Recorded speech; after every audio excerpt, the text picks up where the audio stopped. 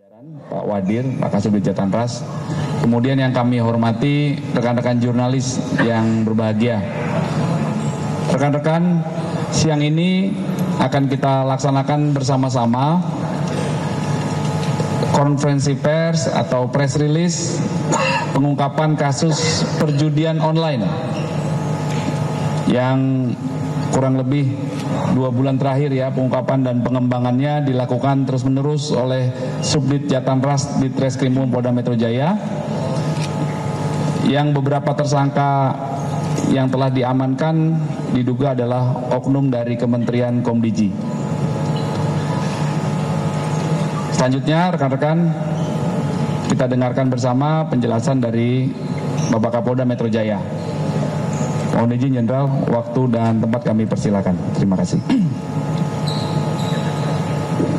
Bismillahirrahmanirrahim. Assalamualaikum warahmatullahi wabarakatuh. Selamat siang, salam sejahtera, salam sehat untuk kita semua. Yang saya hormati Dirkrim beserta jajaran, Kabid Humas, rekan-rekan jurnalis serta pemirsa media online TV yang menyaksikan acara ini. Pada siang hari ini, seperti kita ketahui, saya dan jajaran Reserse Kriminal Umum akan mengekspos atau menyampaikan laporan kepada masyarakat ya, tentang pengungkapan perkara judi online yang selama ini menjadi perhatian kita semua, bahwa judi online ini sangat merugikan masyarakat. Beberapa waktu yang lalu rekan-rekan pernah mendengar gara-gara judi online seorang istri ya, sengaja atau tidak sengaja telah membakar suaminya dan berakibat fatal dengan meninggalnya suaminya tersebut. Dan kita juga tahu dari beberapa ungkapan di media, PPATK dengan keprihatinan yang luar biasa, banyak sekali ya,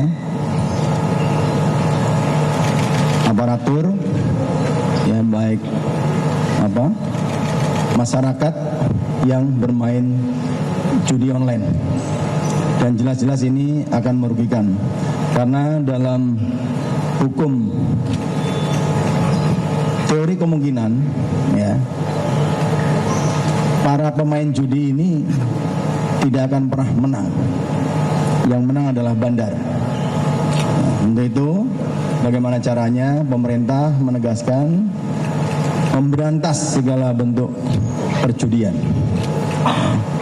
Dan judi online ini tidak seperti judi konvensional, ya, bisa dilakukan dari rumah, di mana aja, dan dengan cara-cara pengalihan uang secara digital. Dan jumlahnya juga sangat fantastis. Andai kata judi ini bisa kita berantas sampai dengan zero, kita yakin uang-uang yang mengalir pada bandar-bandar judi ini bisa bermanfaat dalam kehidupan yang baik.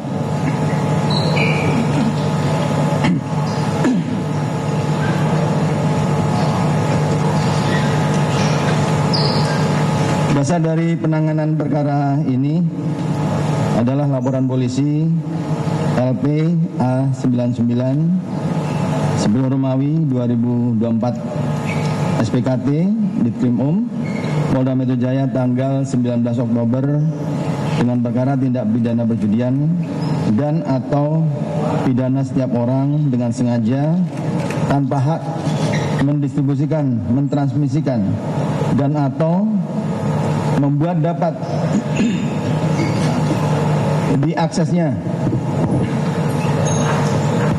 diaksesnya informasi elektronik dan atau dokumen elektronik yang memiliki muatan perjudian dan atau tindak pidana pencucian uang. Selanjutnya Adapun ancaman hukuman dari perbuatan tersebut sesuai dengan penerapan pasal-pasal berikut. Pasal 303 KUHP, pidana penjara paling lama 10 tahun.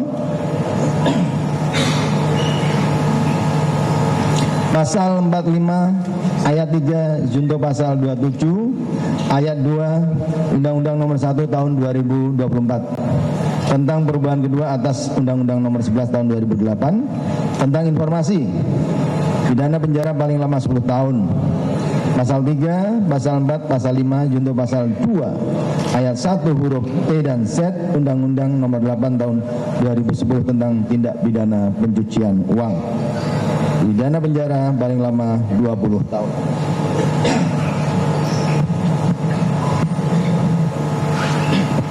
Kronologi singkat pengungkapan kasus ini yaitu berawal dari patroli cyber yang dilakukan oleh anggota Subdit Jatahnas Direktorat Reserse Kriminal Umum. Kemudian ditemukan website yang diduga menyelenggarakan perjudian online dengan nama website Sultan Menang yang menawarkan berbagai jenis permainan perjudian seperti sport, slot, kasino, virtual sport, fishing, lotre, dan adu ayam. Kemudian dari pertemuan tersebut kami berhasil melakukan penangkapan terhadap pemilik website judi online tersebut atas nama inisial A, B, dan DPOJ. Selanjutnya setelah melakukan pemeriksaan dan pengembangan didapati keterlibatan pelaku lain termasuk oknum dari internal Komdigi yang berperan untuk menjaga agar website tersebut tidak diblokir oleh sistem pemblokiran Komdigi. Hasil pengembangan kasus tersebut, kami telah berhasil melakukan penangkapan terhadap 22 orang tersangka lainnya dan menetapkan 3 orang sebagai DPO. Sehingga secara total kami telah menangkap 24 orang tersangka dan menetapkan 4 orang sebagai DPO. Adapun peran masing-masing tersangka dan DPO dapat dibagi dalam beberapa klaster dengan rincian. 4 orang berperan sebagai bandar, pemilik atau pengelola website judi, inisial A, BN, HE, dan DPOJ. 7 orang sebagai agen pencari website judi online, inisial B, BA, HF, BK, DPOCH, DPOF, dan DPOC.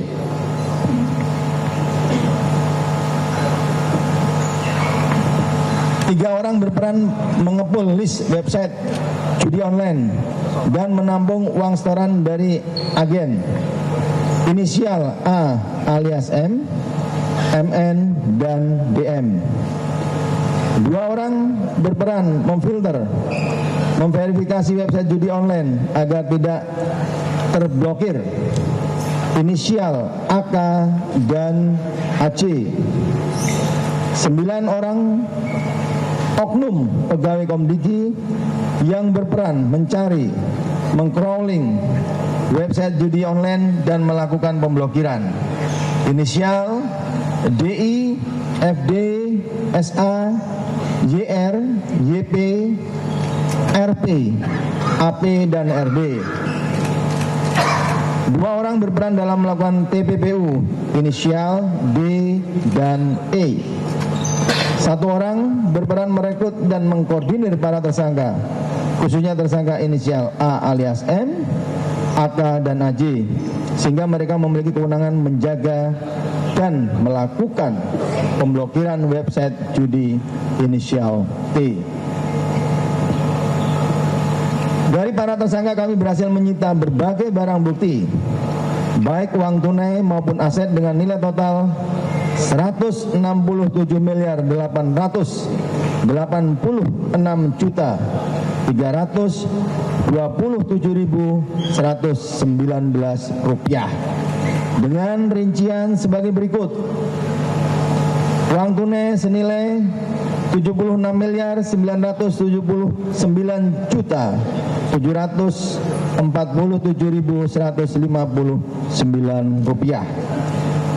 dari berbagai mata uang dengan rincian sebagai berikut. 38.408.402.000 rupiah.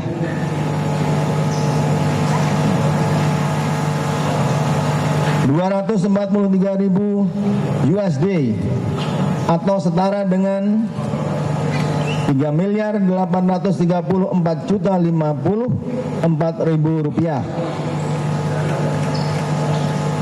2.959.698 Singapura dolar atau setara dengan 34.942.194.588 rupiah.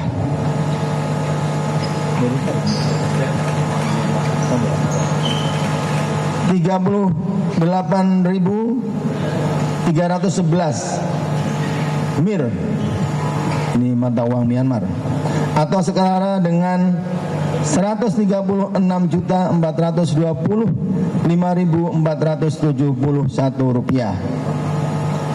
40.600 THB Thailand Baht atau setara dengan 18.432.400 rupiah. 55 KR atau setara dengan 238.700 rupiah. Saldo pada rekening maupun e-commerce yang diblokir senilai 29.863.895.007 rupiah. Jumlah ini akan terus bertambah karena masih ada bank-bank yang masih melakukan proses penghitungan. Berikut 63 buah perhiasan senilai 2.155.185.000 rupiah. 13 buah barang mewah senilai 315 juta rupiah.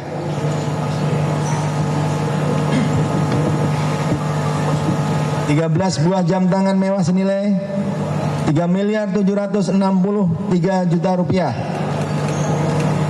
390,5 gram emas senilai 5.857.500.000 rupiah. 26 unit mobil dan 3 unit motor senilai 22.930.000.000 rupiah. 22 lukisan senilai 192 juta rupiah. 11 unit tanah dan bangunan senilai 25.830.000.000 rupiah. Barang elektronik berupa 70 handphone, 9 tablet, 25 laptop dan 10 PC, 3 pucuk senjata api dan 250 butir peluru.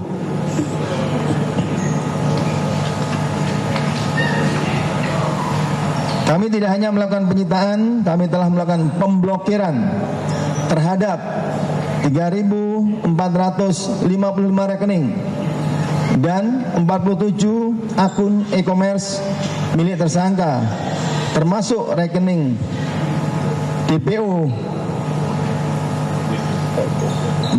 termasuk rekening depo website judi online, serta mengajukan pemblokiran terhadap 5.146 website judi online.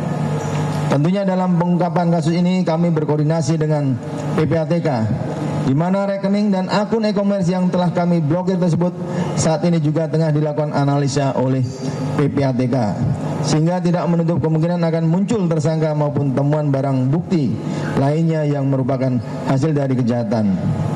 Di samping penyidikan yang dilakukan oleh Subdit Jatanras Polda Metro Jaya terkait perjudian dan TPPU, kami juga tengah melakukan penyelidikan terkait adanya indikasi dugaan tindak pidana korupsi dalam perkara Akuo. di mana Subdit Tipikor Polda Metro Jaya telah melakukan permintaan keterangan terhadap 18 orang saksi dengan pasal yang dipersangkakan, yaitu pasal 12 huruf A atau pasal 12 huruf B besar atau pasal 11 dan pasal 12 huruf B besar junto pasal 55 ayat 1 ke 1 KUHP dan pasal 5A atau pasal 5B atau pasal 13 Undang-Undang Nomor 31 Tahun 1999 tentang pemberantasan tindak pidana korupsi sebagaimana telah diubah dengan Undang-Undang Nomor 20 Tahun 2001. Upaya penyelidikan dan penyidikan yang dilakukan ini tentunya selaras dengan komitmen kami untuk mengusut tuntas seluruh pihak yang terlibat, baik dari sisi oknum internal, Komdiki, bandar dan pihak-pihak lainnya. Saya selaku Kapolda Metro Jaya tentunya merasa terima kasih kepada anggota yang telah bisa mengungkap ini, dan ini juga menjadi pembelajaran kita seluruh masyarakat Indonesia. Dan kepada instansi yang terkait tentunya akan melakukan upaya-upaya maksimal untuk membuat judi online ini betul-betul menjadi zero. Dan ini adalah selaras dengan arahan dan penekanan Bapak Presiden memperkuat reformasi politik, hukum dan birokrasi serta memperkuat pencegahan dan pemberantasan korupsi dan narkoba. Tadi saya sudah sebutkan bahwa selaras dengan pengungkapan kasus tindak pidana perjudian, kami juga sedang mengusut dengan tindak pidana korupsi yang dilakukan oleh oknum-oknum aparatur yang ada di Komdiki.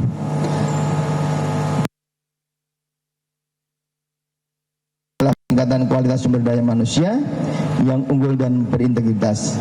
Dalam hal ini, pemberantasan judi menjadi langkah konkret untuk menciptakan masyarakat yang bebas dari pengaruh buruk kejahatan digital. Polda Metro Jaya memandang bahwa judi online tidak hanya merupakan kejahatan teknologi, tetapi juga kejahatan yang merusak moral dan mental generasi bangsa. Oleh karena itu, pemberantasan judi online bukan hanya tugas kepolisian, tetapi juga menjadi tanggung jawab kita bersama seluruh elemen masyarakat. Keberhasilan ini tidak lepas dari dukungan dan kerjasama yang baik dari berbagai pihak, baik dari internal kepolisian, stakeholder terkait, maupun masyarakat yang turut memberikan dukungan dan bantuan dalam proses pelaksanaan tugas kepolisian. Untuk itu kami mengucapkan terima kasih atas dukungan dan kerjasama yang telah terjalin baik selama ini. Demikian poin-poin penjelasan yang dapat saya sampaikan. Semoga Allah SWT, Tuhan Yang Maha Kuasa, senantiasa memberikan perlindungan dan bimbingannya kepada kita semua. Sekian, terima kasih. Nanti kalau ada pertanyaan silakan disampaikan. Terima kasih Bapak Kapolda Metro Jaya. Selanjutnya rekan-rekan, sesuai petunjuk beliau, kami memberikan kesempatan kepada rekan-rekan jurnalis untuk melakukan pendalaman terkait tugas-tugas rekan-rekan semua. Kami persilakan dari sisi kanan kami ya, dimulai dulu. Tolong sound systemnya diberikan. Kami persilakan Mas. Dari mana dan ditujukan kepada siapa Mas ya? Nanti secara teknis dijawab Pak di Reskrim ya. Terima kasih Pak Kapolda. Perkenalkan, nama saya Ilham Oktavian dari Berita 1. Pak, izin Pak, tadi Pak Kapolda sudah menyampaikan bahwa para tersangka ini dijerat dengan pasal TPPU ya Pak ya. Dan sebagai orang awam, setahu saya TPPU itu ada 3 tahapan ya Pak ya, dari mulai placement, layering sama integrasi.